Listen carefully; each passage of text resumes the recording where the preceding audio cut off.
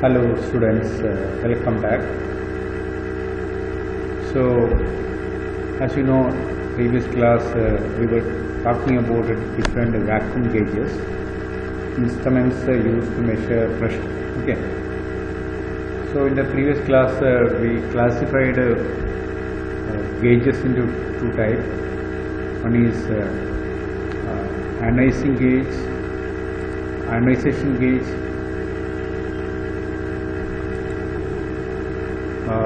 and other type of gauges which are not ionizing. Okay, means different gas properties were used. So, and we have seen that ionization is such a method in which gas contained in the vacuum chamber is ionized, then the resultant ionization current is measured by some method. Okay. So in which the first category was called cathode ionizing gauge, and in which we studied one type called Pirani gauge. It was an example where cathode is not being heated. There is a speciality. The cathode is not heated. But there is another category that is called hot cathode ionizing gauge, in which a cathode is heated in some way. Why it is required, why cathode is being heated, we will see shortly. The basic reason is that by heating up cathode, you can produce what is called electrons. So emission of electrons by heating is called thermionic emission. Okay. So here a phenomena called thermionic emission is used to produce electrons. So let's see what is being done with these electrons. So this kind of ionization gauges, pressure measuring devices, are also called hot filament ionization gauge. So there is a filament at the center, you can see in the photograph. This filament, the straight wire you can see, straight wire, vertical wire. So that is in fact the filament which is being heated, to some temperature, so that it emits electrons. So that is why we call hot filament ionizing gauge. And this kind of pressure devices are used to measure very low pressures, ultra high vacuum, 10⁻³ to 10⁻⁻10. This is extremely low vacuum. So it is a very sophisticated device. Okay. So introduced by O.E. Buckley in 1960, and in fact it contains three different electrodes. One is the central cathode, as I told you, which is emitting electrons, and there is a helical mesh-like structure, you can see. Helical, this is called helical grid. This is also an electrode. Certain potentials are given to this electrode, and there is an outer covering. Actually, it is not shown in the figure. A cylindrical electrode is there. A cylindrical shaped electrode is there. So that is also there. And so we have three terminals. So it is called a triode setup. Because of the presence of three electrodes: central emitting cathode, and the intermediate grid, helical grid, and outer electrode. There is a cylindrical shell actually, which is also electrode. Okay. So this way there are three electrodes. We call it a triode valve type structure. So now let's see how it is working with that. So you can see a closer look of that filament inside. Okay. The inside of the filament, inside this glass tube, you can see the grid. Okay. And the central electrode you can see, and the outer covering is also there. It is not clearly visible. This is another view of the same filament. Models are of course different, but and these are the holes. Using these holes, you can bolt down to a vacuum chamber. Bolting purpose. Okay, because it is kept inside the vacuum chamber. So holes are given to just to put the nuts and bolts purpose. And in fact, as I told you, it contains a central filament. It is made up of tungsten. Okay. This is properties when it is heated up to a high temperature. electrons are emitted. So we can call it an emitter electrode, or emitter cathode. And there is a grid, outside grid, you can see helical grid. So it is made up of nickel. So and it has a function. What is the function? We will see shortly. And we have the outer collector. That is also a cathode because it is also applied with a negative potential. So central wire is supplied with a negative potential, the grid is applied with a positive potential, and the outer ion collector is like a cylindrical shell-like structure, that is also applied with a negative potential. Okay, so that is concentric with the grid. Okay, concentric in the sense axis of the cylindrical shell and the central wire is same. So that is the meaning of concentric shell or concentric collector. So now let's see how it is working. So this is a schematic diagram, you can see. This is for your examination purposes. Okay. So realistic diagram we cannot show. So we have done a schematic diagram. The grid, central wire, and ion collector are shown legibly here. So in fact, what is happening? Let's see. So as I told you, the grid is applied with a positive potential, whereas the central wire is applied with a negative potential. So it acts like an electron emitter. So when grid and the central wire, when it is applied with a suitable potential, what happens? Of course, initially electrons are produced by thermionic emission from the central wire. These electrons are accelerated towards the anode grid. Grid is this structure. Okay, this is purposefully made like this. There is a purpose why this is made helically. What happens? Electrons from the central wire accelerates towards the helical wire. But helical wire is having a lot of a porous structure. Okay, it is open. It is an open structure. So what happens? Electrons from the central wire just shoot out. They just overshoot and reach nearby to the ion collector, outer ion collector. But ion collector is also applied with a negative potential. This is also applied with a negative potential. So what happens? Negative potential. So what happens? The overshooted electron just reaches near to the ion collector, but the potential is negative. So what happens? Electron simply repulses back. You can say retraces. Electron just rebound from the ion collector and again passes through the grid and again approaches the central wire. But central wire is also of negative potential. So again what happens? The electron rebounds. So electron execute a oscillatory motion like in between the grids. Okay. Meanwhile, some of the electron may get collided with the grid and they get discharges because central grid is of positive potential. But the remaining electrons simply oscillate up, forward, and back. To and fro oscillation continue.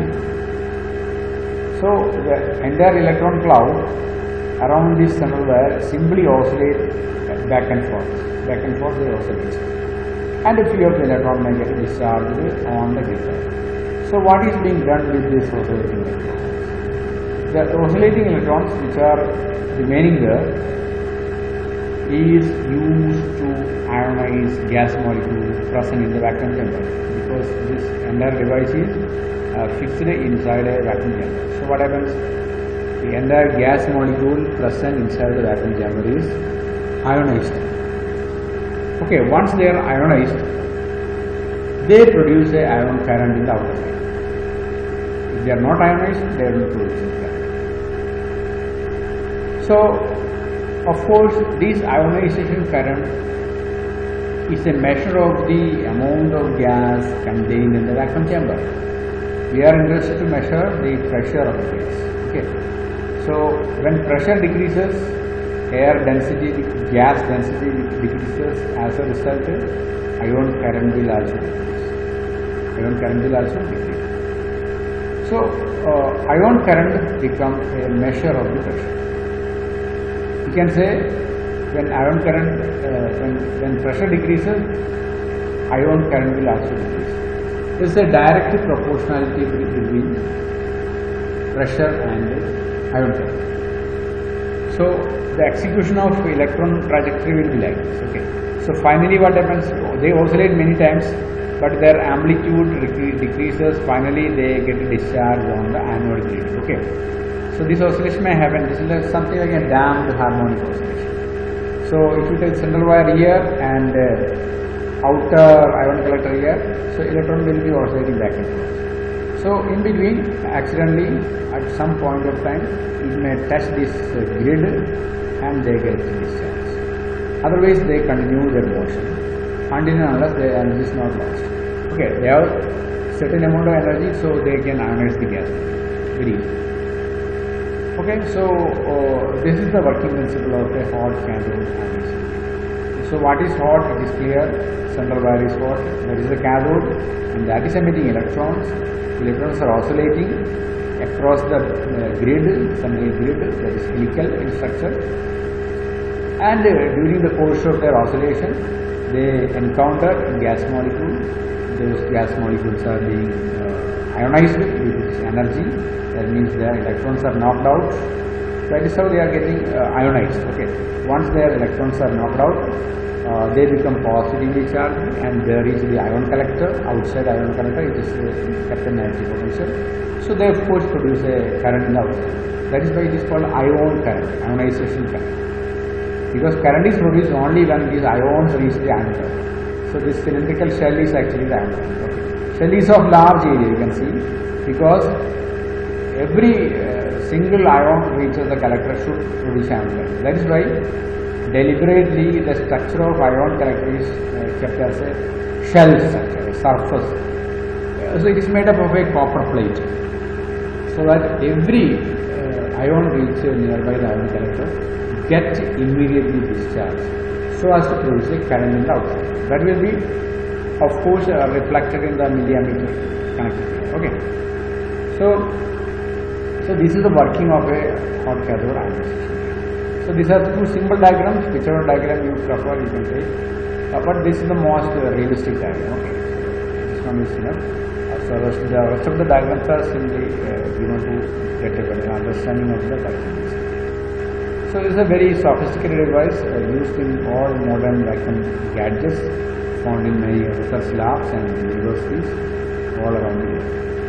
So device actually designed by Buckley in the year 1916, and you can use it to measure partial pressure, different gases pressure separately, nitrogen gas pressure, oxygen pressure, carbon dioxide pressure. Also like that, individual partial pressure gases can be also measured using hot cathode ionization. This is another use of this knowledge. It's a very advanced type of vacuum gauge. These are different other diagrams. Any diagram whichever is suited for you, you can select and you can use it. Okay, next let us see. So with this our topics are almost over. Vacuum pumps and vacuum gauges. Now let us see how a typical vacuum system is operated in reality. In a lab, how a typical vacuum system is operated.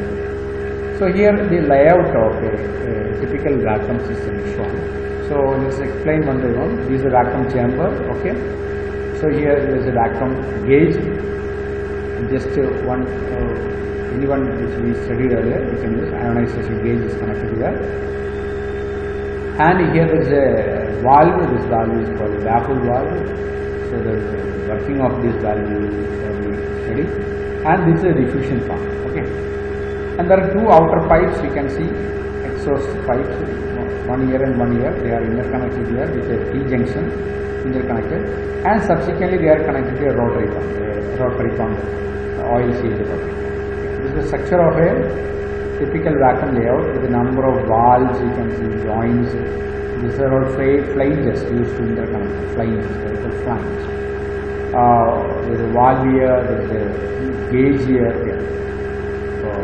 So many things. So it's a layout diagram, a schematic diagram only. So now let's see how it is working in fact. So initially, the system contains gas everywhere. So what is done is, first of all, this valve is closed. This is called baffle valve. This is closed, and this is switched off. This diffusion pump is switched off, and this main valve is also closed. So baffle valve is closed and main valve is closed, and this valve called a roughing valve, this is open, and your vacuum rotary pump is switched on. So what happens? Gas from this chamber is entirely removed. So and it is brought around 10 raised to minus 4 initially, gas here on. Okay. So that time gas will be moving like this. Okay. These all are closed. So when temperature pressure here is brought around 10 raised to minus 3, minus 4 torr, so baffle valve is already closed. What is done is this bypass valve or roughing valve is closed and the main valve is open. Okay. So then what happens? The rotary pump is already working. So what happens? Now evacuation takes place along this path. Evacuation takes place along this path. Gas is pumped out along this channel. Okay. So at that time this is closed and this is also closed. So what happens? This pumping goes on until the pressure at this region and this region become almost equal. Okay. Still now diffusion pump is not switched on. Okay. So when this pressure is almost same, because we have enough number of gauges here and here, so from outside one can easily come to know pressure reached or not. So once they are equal, so what is done? Now the rotary pump is switched on. That means the oil will be evaporated and cooling waves will be done. Cooling waves around this will be switched on. Okay. This pump is working. Keep in mind this pump is still working, not switched off. So at that point, once again this is closed and this is open, and again once again the pressure is re-achieved. Okay. Initially we achieved a pressure 10 raised to minus 4 torr. Due to many reasons, pressure must have been disturbed. So once again this is open, this is closed. So pumping is going on. Still pressure is dropped to 10 raised to minus 4. Then this valve is closed and this is again open. Okay, now you know this both are working now. Okay, rotary pump and diffusion pumps are working together. They are in series, so pumping efficiency gets improved a lot, and pumping goes continuously. So this is a roughing pump. This is a sophisticated secondary pump. Okay, once gas pumped out from this chamber, this machine is extracted out or expelled out using the rotary pump. So this way pumping goes on until the requisite pressure is maybe 10 raised to minus 5, 10 raised to minus 6, so like that. So until that point this process is going on. Okay, so when sufficient pressure level is reached, the requisite experiment can be conducted in the chamber. Okay, at that point this baffle valve will be closed so that no entry of gas takes place. So once your experiments are over, what is done? That is also very important. So let us see what is done. Okay. So before going there, let us recap what we thought about this operation at the beginning. First chamber is connected to the roughing pump by opening the roughing valve. That is told you. This time main valve and baffle valve is closed.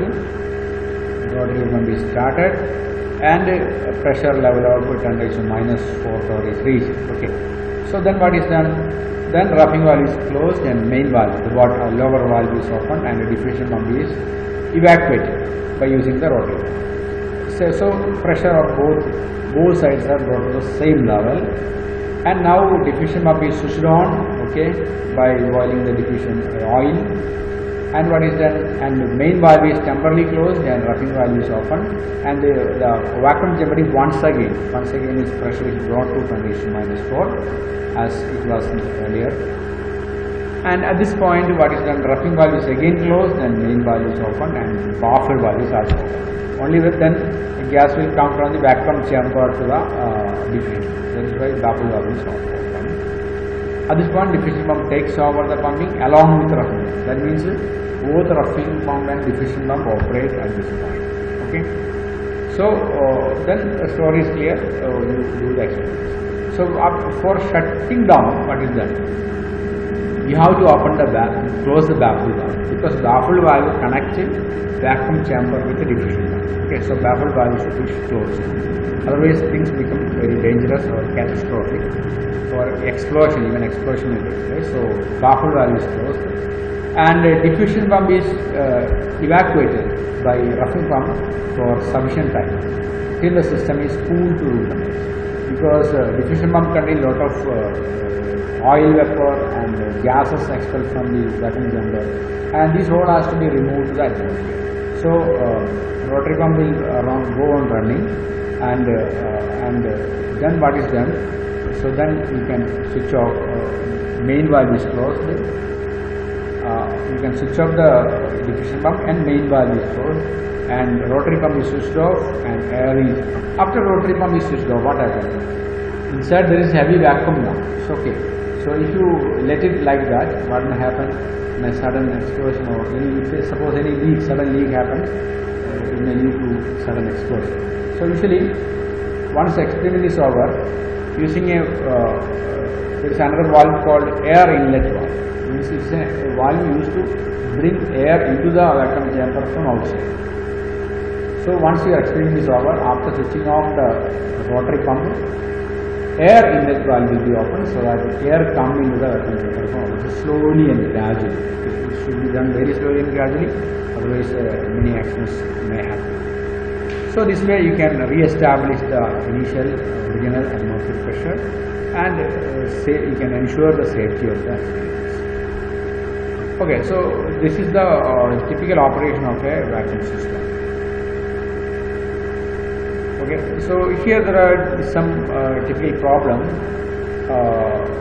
Many problems are expected to be asked from vacuum techniques unit. Some of the problems are given here. If the compression ratio of a pump is 10⁻⁸, what is the ultimate pressure that can be achieved with this pump? You can do this problem with equations you studied at the beginning. We have the compression ratio expression. Compression ratio gamma is equal to P out by P, outside pressure by inside pressure. Okay, so outside pressure is 764 atmospheric pressure. So that ratio is given here. So you can of course find the inside pressure. What is the pressure existing in the chamber? It is very simple algebraic remodification. So you can of course get that. A rotary pump, another problem. A rotary pump has a compression ratio of 10⁴. What is the ultimate pressure expected from the chamber? So this can be done in the same method as we did in the previous problem. Compute the pump down time of this motor to its ultimate pressure in a chamber of 4 meter diameter and 6 meter height at a pumping speed of 2000 liters per minute. This can be done using the Langmuir equation that we studied at the first class. Okay. A pump down time equation can be used, and you can easily obtain the result. The third problem, this is about turbomolecular pump. A 15-stage turbo pump with a blade tip velocity of 500 meters per second has a compression ratio 7.7 into 10⁸ for nitrogen gas. Calculate the compression ratio of the pump for oxygen gas. If the rotor speed is doubled, what will be the new values of the ratio for the two gases? If the backing pressure is 10⁻⁻², calculate the ultimate pressure that can be achieved for this gas. So we had studied an expression for compression ratio of turbomolecular pump. So if, you can do it for different gases separately.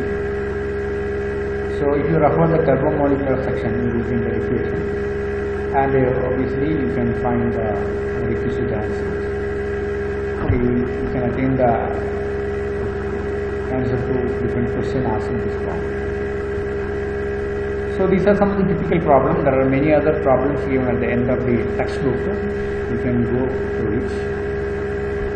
So these are the books we referred for this unit.